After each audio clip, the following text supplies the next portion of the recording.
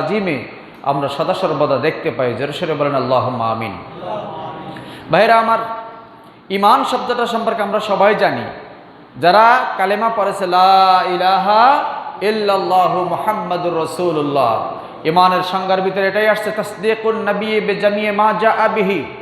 নবী করিম সাল্লাল্লাহু আলাইহি সাল্লামকে পরিপূর্ণভাবে বিশ্বাস করা, হুজুর জানিয়ে এসেছেন। আবার ঈমানের ব্যাপারে কথা আসছে আল ইকরারু আত-তাসদীকু বিল জিনান ওয়াল ইকরারু বিল লিসান ওয়াল আমালু বিল আরকান। ঈমান হচ্ছে অন্তরে বিশ্বাস, জিহ্বায় স্বীকার এবং কাজে বাস্তবায়ন। এই ঈমান যে আনে তাকে বলা হয় মুমিন। এরপরে ইসলাম গ্রহণ, দুইটা শব্দ পাশাপাশি, ঈমান আর ইসলাম পাশাপাশি ঠিক, কিন্তু ঈমান বলতেছে এটা ভিতরের জিনিস, আর ইসলাম হচ্ছে আপনার বাহিরের জিনিস, যেটা দেখে মানুষ আপনাকে বুঝতে পারবে যে আপনি মুসলমান। যেমন আপনার অন্তরে বড় ঈমান আছে, আল্লাহর প্রতি অগাধ বিশ্বাস আছে, কিন্তু একজন মানুষ এরকম হয় যে পথে ঘাটে সফরে বসে আমরা যখন তাকে সালাম দিতে যাব তখন তার চেহারা আপাদমস্তক তাকালে পরে একটু সংশয় আসে, সন্দেহ আসে যে আসলে কি তাকে আমি সালাম দেব, নাহলে আবার সালাম দিলে সে আবার উল্টো আমার উপরে হয়ে যায় কিনা, যে আমি তো তোমার ধর্মের না, তাহলে তুমি আমাকে কেন সালাম দিচ্ছ। কিন্তু ঈমান দেখা গেছে তার সততা, নিষ্ঠা, আন্তরিকতা, রোজা নামাজ সব ঠিক আছে, কিন্তু ইসলামটা এমন একটা জিনিস, জাহিরি সুরাত। ঈমান যেমন বাতিনি সুরাত, ইসলাম হচ্ছে জাহিরি সুরাত। এই জন্য দুইটাকে সংমিশ্রণ করতে হবে। একটা যেমন ইলমে শরিয়াত আর একটা ইলমে মারিফাত। আপনি মারিফাত আছে ঠিক, কিন্তু শরিয়াত নাই, ফাকাত তাজান্দাকা, এটা জিন্দিগি কাফের। আবার যার ভিতরে শরিয়াত আছে কিন্তু মারিফাত নাই, অর্থাৎ আপনি লেবাস তরিকা সব ঠিক আছে, কিন্তু আজান হয়েছে দেখা সিগারেট টানতেছে আর অন্যদিকে যাচ্ছে, মুখে দাড়িও আছে, পাঞ্জাবিও আছে, কিন্তু আজ পর্যন্ত সে সিগারেট টানা ছাড়তে পারে নাই। ফাকাত তাফাসসাকা, এই মানুষটা ফাসেক। এ থেকে আমাদেরকে পরহেজ করে ঈমান ইসলামকে যথাযথ মর্যাদার সাথে পালন করার পাশাপাশি বর্তমান যুগে যে বিষয়টি আমাদের খেয়াল রাখতে হবে সেটির নাম হচ্ছে আকীদা। আকীদা শব্দটা আপনারা শুনছেন, এর সাথে আপনারা কতটুকু পরিচিত আছেন আপনারাই ভালো জানেন। আকীদা বুঝাতে গেলে আকীদার অনেকে অর্থ লাগছে বিশ্বাস, আবার কেউ বলছেন আকীদা মানে দৃঢ় বিশ্বাস, আবার আকীদা মানে বিশ্বাসের ধরনটা কীরকম। আপনি আমার উপরে বিশ্বাস রাখেন ঠিকই, যিনি আমাদের ইমাম সাহেব এইটা, কিন্তু এই বিশ্বাসের ধরনটা আপনার যেরকম, আপনার পাশাপাশি আরেকজন মুসল্লির কিন্তু ইমাম সাহেবের উপরে বিশ্বাসের ধরন ওরকমের থাকে না।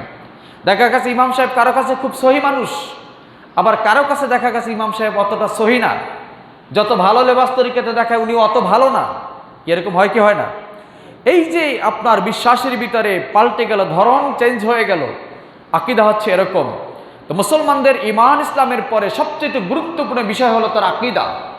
আকীদা যদি তার ঠিক না থাকে, এই ঈমান ইসলামের বিন্দু মাত্র ফলাফল আল্লাহ রাব্বুল আলামিনের কাছে পাবে না সে। ফাকানাত হাবাআন মানসুরা, তার আমলগুলিকে গুড়িয়ে দেওয়া হবে, উড়িয়ে দেওয়া হবে, আমলগুলিকে ধুলায় ধূসরিত করে দেওয়া হবে। জোরে সোরে বলি নাউযু বিল্লাহ। সেজন্য ভাইরা আমার, আকীদা খুব কঠিন একটি জিনিস। কেমনি আমি আপনাদেরকে বুঝাবো? যেমন আমরা সবাই মুসলমান, কিন্তু নবীজি সাল্লাল্লাহু আলাইহি ওয়াসাল্লাম বলেছেন ইন্না বানি ইসরাঈলা তাতাফাররাকাত, নিশ্চয়ই বনি ইসরাইল সম্প্রদায় তারা গোত্রে বিভক্ত হয়েছিল, দলে দলে ভাগ হয়ে গিয়েছিল। এক নয়, দুই নয়, ৭২টি গোত্র তাদের মধ্যে হয়েছিল। যেমন আপনারা জানেন মুসা আলাইহিস সালামের কাছে যখন তার সম্প্রদায় পানি চেয়েছিল, পানি চাবার সময় তাদের মধ্যে ১২টা দল ছিল এবং ১২ দলের ১২টি লিডার ছিল, ১২ জন লিডার ছিল। ইসনা আশারা নাকিবা, প্রত্যেক লিডার বলছে না আমি ওনার কাছে গেলে, ওই গোত্রের কাছে গেলে, ওখানে আবার ২ জন লিডার একাত্র হলে তখন নেতৃত্ব কার হাতে থাকবে, এরকম হওয়া যাবে না। তখন আল্লাহ রাব্বুল আলামিন সাইয়েদনা মুসা আলাইহিস সালামকে তার প্রার্থনা অনুযায়ী ১২ দলকে ১২টা ঝর্ণা থেকে মাটির নিচ থেকে ফোয়ারা উঠছিল, সে ১২ ঝর্ণা থেকে তারা পানি পান করেছিল। এই ১২ দল থেকে দ্বিধাবিভক্ত হইতে হইতে হইতে ১ নয়, ২ নয়, ৭২ দল হয়েছে।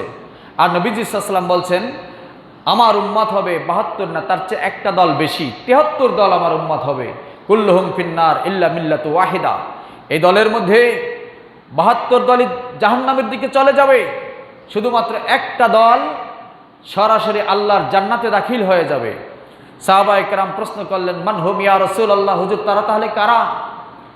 হুজুর আকরাম সাল্লাল্লাহু আলাইহি ওয়াসাল্লাম বললেন, মা আনা আলাইহি ওয়া আসহাবি, আমি এবং আমার সাহাবীরা যেই মত পথ ও নীতি আদর্শের উপরে আছি, যারা আমাকে অনুসরণ করে, যারা আমার সাহাবীদেরকে অনুসরণ করবে, তাদেরকে মিয়ারে হক মনে করবে, এরা সরাসরি আল্লাহর জান্নাতে চলে যাবে। সুবহানাল্লাহ।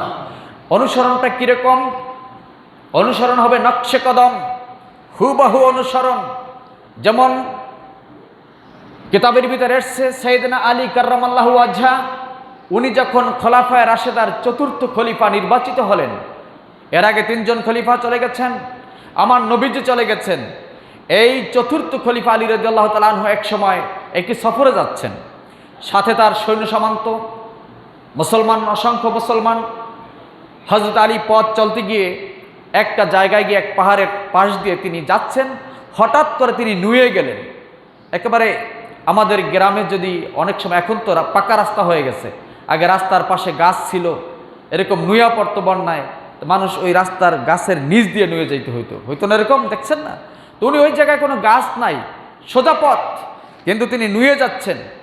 সাহাবীরা পিছন থেকে দু একজন প্রশ্ন করলেন, হুজুর আমিরুল মুমিনিন, আপনি সব জায়গায় সোজা মাথায় হাঁটলেন, এই জায়গাটা এসে নুয়ে গেলেন কেন? খলিফাতুল মুসলিমিন হযরত আলী রাদিয়াল্লাহু তাআলা আনহু বলেন, আমি আমার প্রিয় নবীজির সাথে এক সময় এই পথে সফর করেছি। সফর করতে গিয়ে এই জায়গায় একটি গাছ পড়েছিল একটু বাঁকা হয়ে, নবীজি সোজা মাজায় যেতে পারেন নাই, নবীজি গাছের নিচ দিয়ে নিয়ে চলে গেছেন। জোরে বলেন সুবহানাল্লাহ। আবার প্রশ্ন করলেন আমিরুল মুমিনিন, তখন না হয় গাছ ছিল, নবীজি নুয়ে গেছেন, এখন তো গাছ নাই, আপনি কেন নুইলেন? আমিরুল মুমিনিন কত চমৎকার জবাব দিল, ওগো আল্লাহর নবীর সাহাবীরা শুনে রাখো, বিশ্ব নবী মুহাম্মদুর রাসূলুল্লাহ সাল্লাল্লাহু আলাইহি সাল্লাম যেই জায়গা দিয়ে নিয়ে যায়, আমি আলী আমার মেরুদণ্ড খাড়া করে সেই জায়গায় সোজা হয়ে চলতে পারি না। এটার নাম হলো নকশে কদম, হুবহু অনুসরণ। আমার রসুল যেভাবে করেছেন আমি সেভাবেই করব। সাহাবায়ে কেরাম যে আমলটার সম্পর্কে যেভাবে তাকিদ দিয়েছেন আমি সেভাবেই করব। এজন্য 72 দল 73 দল, আপনারা শুনে অবাক হবেন, এই পৃথিবীর মধ্যে মাথা চারা দিয়ে অনেক বড় বড় দল আছে, শিয়া, রাফিজি, খারেজি, মোতাজেলা, জাবরিয়া, এরকম অসংখ্য 73 দল সব হয়ে গেছে। শিয়ারা বর্তমানে আপনারা দেখছেন ফিলিস্তিনের পক্ষে তারা ক্ষেপণাস্ত্র পাঠাচ্ছে, যুদ্ধ করছে, হুমকি দিচ্ছে, তারা মুসলমান দাবি করছে, তারা আমাদের ভাই, আমরা তাদের ভাই। এটা গোটা বিশ্ব মুসলিম উম্মাত অস্বীকার করার জুরি নাই। কিন্তু শিয়াদের ব্যাপারে আকীদা বুঝানোর জন্য আমি বলছি, আমরা তাদেরকে পরিপূর্ণ অনুসরণ করতে পারি না। তারা যদিও মুসলমান দাবি করে, ওরা তাদের বিষয়, তারা তাদের মতো করে ইবাদত করে, তারা তাদের আকীদাগুলি লালন করে। শুধু একটা আকীদা আপনাদেরকে বুঝাচ্ছি, শিয়াদের আকীদা হলো আল্লাহ রাব্বুল আলামিন যখন ওহী নাজিল করেছেন, মূলত ওহীটা আল্লাহ রাব্বুল আলামিন হযরত আলীর কাছে দিতে চেয়েছিলেন, কিন্তু জিবরিল আমিন এসে হযরত আলীকে পায় নাই, ভুলে মুহাম্মদুর রাসূলুল্লাহর কাছে চলে গেছেন। জোরে বলে নাউযুবিল্লাহ। এটা তাদের বইতে লেখা আছে, তো ভুল হোক যাই হোক এটা তো মানতে হবে। তাহলে পরে সমাধান কি? নবীজি মুহাম্মদ সাল্লাল্লাহু আলাইহি সাল্লামের মৃত্যুর পরে হযরত আলীকে এই খেলাফত দিতে হবে, এই রিসালাতের দায়িত্ব হযরত আলীকে দিতে হবে।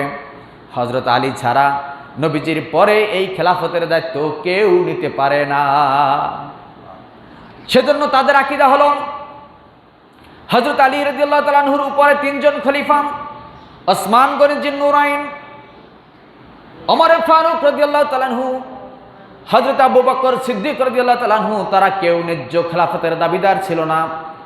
এজন্য তারা হযরত আবু বকর এবং ওমরের সাথে এত দুশমনি করে বারবার তারা নবীজির রওজার পাশ থেকে হযরত ওমর এবং হযরত আবু বকরের কাফিন মোবারক তারা সরিয়ে দিতে চেয়েছিল।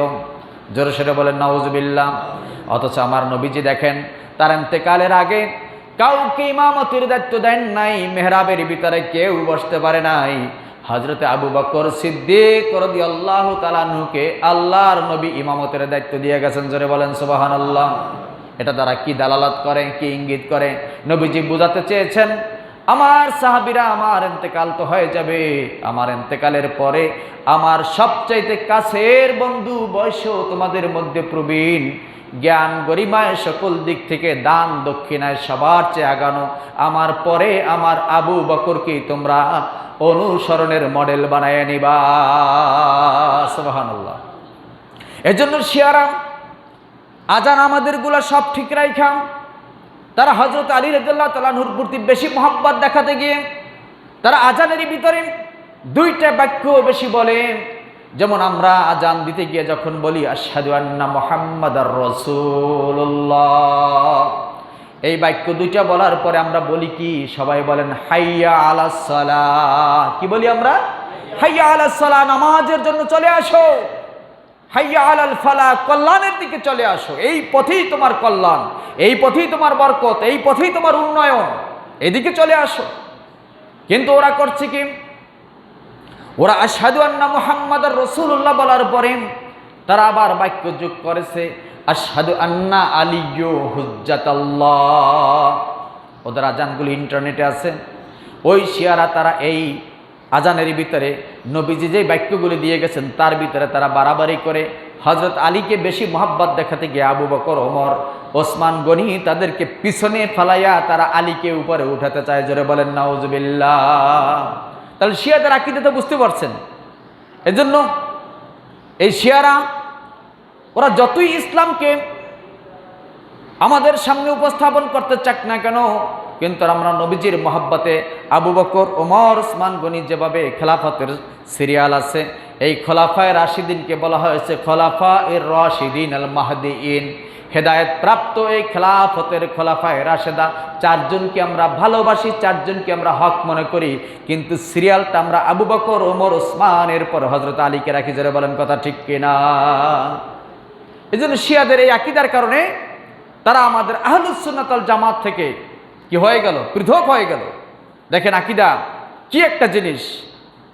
আকীদা যদি আপনার সঠিক না হয়, এবং এই বাংলাদেশে অনেক শিয়া আকীদা, শিয়া মতাবলম্বী লোক আছে, আবার কাদিয়ানি বাংলাদেশে আছে, তারা মুসলমান দাবি করে, তারা আপনার আমার নবীর কথা বলে, এই কোরআন মেলে মেলে তারপর তারা ওয়াজ করে। ওয়াজের শেষে বলে যে দেখো তোমাদের নবী এবং তোমাদের কোরআনে, আমাদের এই কোরআনই আছে যে নবীজির পরে একজন নবী আসবেন, ইসমুহু আহমদ, সূরা সফের ভিতরে আছে যে আমার পরে যে নবী আসবে, ঈসা আলাইহিস সালাম বলছেন যে তার নাম হবে আহমদ। আর এই যে আমরা যেই নবীর কাছ থেকে কোরআন পেয়েছি এর নাম হচ্ছে মুহাম্মদ। তাহলে আহমদ যে আসবে সেই আহমদ আর কেউ না, সেই আহমদ হলো গোলাম আহমদ কাদিয়ানী। জোরে সোরে বলেন না নাউজুবিল্লাহ। গোলাম আহমদকে তারা আখিরি নবী মানে, তারা আপনার আমার নবীকে আখিরি নবী মানে না। তাহলে আমরা কি সেই কাদিয়ানীদের কখনো আমাদের মুসলমান বলে আমরা স্বীকার করতে পারি? কখনোই না। যে খতামুন নবুয়তকে স্বীকার করেছে। কাফের হতে হলে, এ ভাই কাফের হতে হলে বেশি কথা বলা লাগে না। 6666 আয়াতের ভিতরে এমন এমন এক একটা আয়াতের ভিতরে 20টা 25টা বার বাক্য আছে। একটা আয়াত তার ভিতরে 8টা 10টা বাক্য হয়। এই একটা বাক্যকে, একটা আয়াতের খণ্ডাংশ, একটা বাক্যকে যদি কোনো বান্দা অস্বীকার করে, সঙ্গে সঙ্গে সে কাফের হয়ে যায়।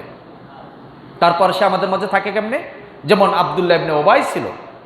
ওরা আসে আমাদের মাঝে, আমাদের সূরাতে আয়েশা বলে কি, তোমরা নবীজিকে যেভাবে মনে করো আসলে সেভাবে নয়। নবীজির 40 বছরের আগে নবীজি নবী ছিল না। আপনি বলেন কথা তো আসলেই ঠিক, কারণ বই পুস্তকে লেখা পেয়েছি 40 বছরে নবী নবী হয়েছে। আকীদা বুঝেন কি জিনিস? তাহলে 40 বছরের আগের কথা তোমরা কেন টানো? ওইগুলো তো অনুসরণীয় না, ওগুলো বলার না। তো মিলাদুন নবী বাদ দাও, এইটা বাদ দাও, ওইটা বাদ দাও। 40 বছরের পরে যে নবী হয়েছে এর আগে নবীজিরও ভুল ছিল। জোরে সোরে বলি নাউজুবিল্লাহ। এই মানুষগুলি সাহাবায়ে কেরামের উপরে প্রথম আঘাত করে, তারপরে নবীজির কথা বলতে চায় যে আল্লাহ তাআলাই তো কোরআনে বলছে আনা বাশারুম মিসলুকুম, যে আমি তোমাদের মতো মানুষ। তাহলে তোমরা নবীজিকে নিয়ে এত মর্যাদা, এত কিছু বলতে চাও কেন? 40 বছরের আগের জিন্দেগি কেন টানো? আরে ওই আয়াতের তাফসির মশহুর তাফসির গ্রন্থে লিখছে ঈসা আলাইহিস সালাতু ওয়াস সালাম যখন কোন কবরের পাশ দিয়ে যাইতেন আর বলতেন কুম বিইজনিল্লাহ, সঙ্গে সঙ্গে কবরের মুর্দা ব্যক্তি জিন্দা হয়ে কবরের উপরে দাঁড়িয়ে যেত, আল্লাহু আকবার। যখন কোনো কুষ্ঠ রোগীর উপরে হাত দিত, তার চামড়াটা সঙ্গে সঙ্গে সুন্দর হয়ে যেত, ফ্রেশ হয়ে যেত। This is the great miracle power. ওই সময় জন্মান্ত বেশি ছিল, যখন চোখের উপরে হাত দিত চোখের দৃষ্টি ফিরে আসতো। এতে করে মানুষ বলতে লাগলো, তাহলে ঈসা আলাইহিস সালাম আমাদের মতো মানুষ হতে পারে না, অবশ্যই সে হচ্ছে আল্লাহর পুত্র এবং মরিয়াম হচ্ছে আল্লাহর স্ত্রী। চিৎকার মেরে বলি নাউযুবিল্লাহ। তো ঈসা আলাইহিস সালাম হাতে গোনা কয়েকটা মুজিজা তার উম্মতের সামনে দেখালো। আর আপনার আমার নবী জমিনে বসে ইশারা করছেন, চন্দ্রটা দুই দিকে ভাগ হয়ে গেছে, সুবহানাল্লাহ। আপনার আমার নবী যে ব্যাপারে কোন ইশারা করতেন, মুসা আলাইহিস সালামকে আল্লাহ বলছেন পাথরের উপরে আঘাত করো, পাথর ফেটে তারপরে পানি বের হচ্ছে। আর আমার নবীজি অনেক যুদ্ধে সাহাবায়ে কেরাম পানির প্রয়োজন, পানির ভিতরে শুধু হাত দিয়েছেন, অনেক সময় হাত এরকম রাখছেন, তার শাহাদাতের আঙ্গুল থেকে পানির ঝর্ণা বের হয়ে গেছে, সুবহানাল্লাহ। তাহলে এত মুজিজা দেখে না জানি তারা আবার নবীকে আল্লাহর সমকক্ষ মনে করে শিরক না করে ফেলে, মুশরিক না হয়ে যায়। সেজন্য আল্লাহ তাআলা বলছেন, নবী বলে দিন সাবধান, আল্লাহর ওয়াহদানিয়তের সাথে কাউকে আমি ভাগ করি না। সেজন্য এখানে আসছে আনা বাশারুম মিসলুকুম, ইন্নামা আনা বাশারুম মিসলুকুম, আমিও মানুষ তোমাদের মতো। তার মানে ইউহা ইলাইয়া, আমার কাছে আল্লাহ ওহী দিবেন, আর এই ওহীটা দেওয়ার জন্য আল্লাহর লাউহে মাহফুজ থেকে কোরআনকে আমার উপরে নাজিল করার জন্য আল্লাহ রাব্বুল আলামিন আমার নসল নামাটাকে, আমার নসব নামাটাকে সাইয়েদনা আদম সফিউল্লাহ থেকে আমার বাবা খাজা আব্দুল্লাহ পর্যন্ত এই যে নসব নামাটার ভিতরে কোনো মুশরিক ছিল না, কোনো জেনাকারী ছিল না, কোনো পাপী ছিল না, কোনো নাস্তিক ছিল না, কোনো আল্লাহদ্রোহী ছিল না, সবাই ছিল মুসলমান, এক কথায় হানিফ, একনিষ্ঠভাবে ওয়াহদানিয়তের উপরে সবাই বিশ্বাস করছে, সুবহানাল্লাহ। এই নিষ্কলুষ চরিত্র, পবিত্র রেহেম থেকে, পবিত্র এই নসবনামা থেকে আল্লাহ রাব্বুল আলামিন এই পৃথিবীতে আমাকে পাঠিয়েছেন। শুধু তাই না, আল্লাহর হাবিব বলেছেন, আদম আলাইহিস সালাম যখন দেহ আর রূহ তার হয় নাই, তখন আল্লাহ রাব্বুল আলামিন আমি নবীজি মুহাম্মদুর রাসূলুল্লাহ সাল্লাল্লাহু আলাইহি সাল্লামকে তার দরবারে তিনি নবী হিসেবে স্বীকৃতি দিয়ে রেখে দিয়েছেন। জোরে সোরে বলবেন না সুবহানাল্লাহ। ভাইরা আমার, সেজন্য তো আমরা দেখি নবীজি যখন তার মায়ের রেহেমের ভিতরে ছিল, মা আমিনা বলতেছেন অনেকগুলি মুজিজার কথা নবীজির তিনি বলেছেন। তোমরা বলো 40 বছরের নবুয়তি পাইছে, এর আগের কথা বলা যাবে না, তোমাদের আকীদা বড় খারাপ। কিন্তু দেখুন, আমার নবীজি যখন জন্ম হলো, নবীজির জন্মের সময় মা আমিনা বলছেন, আমার সন্তান যখন ভূমিষ্ঠ হয়েছে, দাইমারা বলছেন আমার সন্তান ভূমিষ্ঠ হবার সময় সেজদা দিয়া রব্বি হাবলি উম্মতি বলে পৃথিবীর বুকে আগমন করেছেন, সুবহানাল্লাহ। আমার সন্তান চাঁদ নিয়ে খেলা করেছে।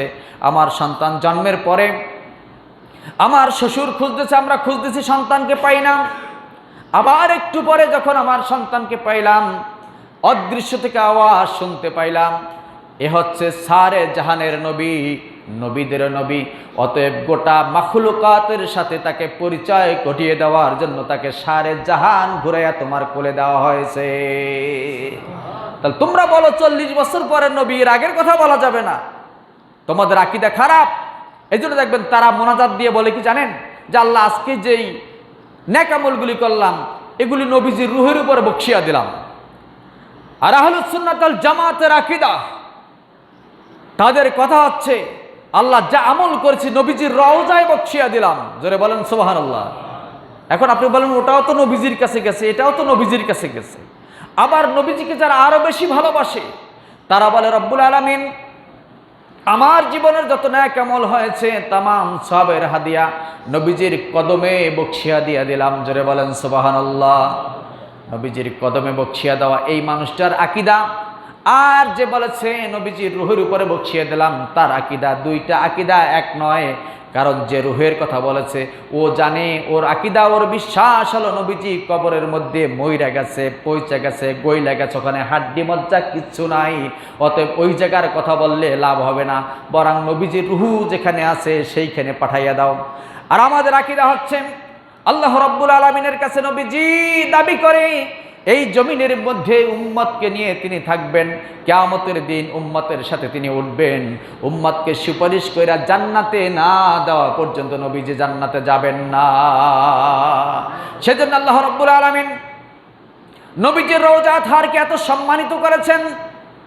রওজার মধ্যে নবীজি দেহ এবং রূহ এই দুইটা নিয়ে আল্লাহর জান্নাতের টুকরায় সসম্মানে নবীজি রওজা আতহারে বসে উম্মতকে দেখতে পান, উম্মতের সালাম শুনতে পান এবং উম্মতের প্রত্যেকটা সালামের জবাব নবীজি দিয়ে দেয়। সুবহানাল্লাহ। এজন্য আমরা বলি নবীজির রওজার কাছে পৌঁছিয়ে দাও আমাদের হাদিয়াগুলি। নবীজি দেখবেন, কুল ইমালু ফাসায়ারাল্লাহু আমালাকুম ওয়া রাসূলুহু। আল্লাহ রাব্বুল আলামিন বলেন, নবীজি আপনার উম্মতদেরকে, গোটা পৃথিবীর মানুষদেরকে বলে দেন, তোমরা ভালো কাজগুলি করতে থাকো, আমলগুলি করতে থাকো। অচরে তোমাদের আমলগুলি আমি নবীর কাছে, এরপরে আল্লাহ রাব্বুল আলামিনের কাছে পৌঁছানো হয়। সপ্তাহে 2 বার নবীজির কাছে আমলগুলি উম্মতের পৌঁছানো হয়। ওই বদআকিদা সম্পন্ন মানুষগুলি এই কথাটা বলে না। সপ্তাহে 2টা দিন, সোমবার এবং বৃহস্পতিবার দিবাগত রজনীতে নবীজির কাছে উম্মতের আমল পৌঁছানো হয়। নবীজি আমলগুলি দেখেন, উম্মতের আমল যদি ভালো হয় নবীজি খুশি হয়ে যান, নবীজি রওজা আতহারে বসে দোয়া করেন। উম্মতের আমল যদি খারাপ হয়ে যায় নবীজি কষ্ট পায়। সেজন্য আমাদের বিশ্বাস, নবীজি আমাদের আমলগুলি যখন দেখেন, আহলুস সুন্নাত ওয়াল জামাতের আকীদা আমলগুলি দেখে আল্লাহর নবী রওজায় খুশি হয়ে যান। জোরে বলেন সুবহানাল্লাহ। শুধু নবীজি নয়, আবু বকর সিদ্দিক, ওমর ফারুক সবাই নবীজির রওজার পাশে, এবং একজন খাঁটি মোমেন, একজন শহীদ, তারা কখনো মরে না, তারা কবরে আলমে বরজাখে আল্লাহর জান্নাতের মেহমান হয়ে আছে। সেজন্য আকীদা বড় কঠিন জিনিস। এই বিশ্বাসটা বুঝতে হলে খুব চাতক পাখির মতো কথাগুলি শুনবেন যে উনি আসলে কি বলতেছে। যেই কথাটি নবীজির শানে যায় না এরকম কোনো কথা যদি কেউ বলে, আমরা এরকম কোনো মানুষ যত লেবাসদারি হোক, যত বেশভূষা সম্পন্ন হোক, তাদের কথা আমরা মানতে পারি না। কারণ সূরা মুনাফিকুন দেখেন, ওরা যুক্তিতর্ক বেশি দিবে, বলবে এইটা তো এরকমই হওয়ার কথা, কোরআনে তো এরকম আছে। জাহিরি সূরাটা তারা দেখে, কারণ আল্লাহ রাব্বুল আলামিন এর জন্য মুনাফিকদের জাহিরি সূরা তো আমাদেরকে বলে দিয়েছেন। সূরা মুনাফিকুন আল্লাহ রাব্বুল আলামিন বলেন, ইযা জাআকাল মুনাফিকুনা ক্বালু নাশহাদু ইন্নাকা লারাসূলুল্লাহ। আপনারা সহজে বুঝবেন, উহুদের যুদ্ধে নবীজি 1000 নিয়ে রওনা দিয়েছিলেন, কিন্তু উহুদের প্রান্তরে টিকছে 700 জন। ভাইগা গেছে কয়জন? তাহলে 300 জন। সবার অঙ্ক মুখস্থ আছে তো? কয়জন ভাইগা গেছে? 300 জন। এই 300 জন কি মুসলমান না মুনাফিক? এই 300 হলো মুনাফিক। এদের সর্দার ছিল উবাই ইবনে সলুল, আব্দুল্লাহ ইবনে সলুল, আব্দুল্লাহ ইবনে উবাই ইবনে সলুল। এই 300 জন নিয়ে ভেগে গিয়েছিল। অথচ নবীজির কাছে আসার পরে খুব দেখাতো যে আমি মুসলমানদের ভিতরে খাঁটি মুসলমান। আল্লাহ বলছে, নবীজি ইযা জাআকাল মুনাফিকুনা ক্বালু নাশহাদু ইন্নাকা লারাসূলুল্লাহ। তারা সাক্ষ্য দেয় যে নিশ্চয় আপনি আল্লাহর রাসূল, এটা আমরা মানছি।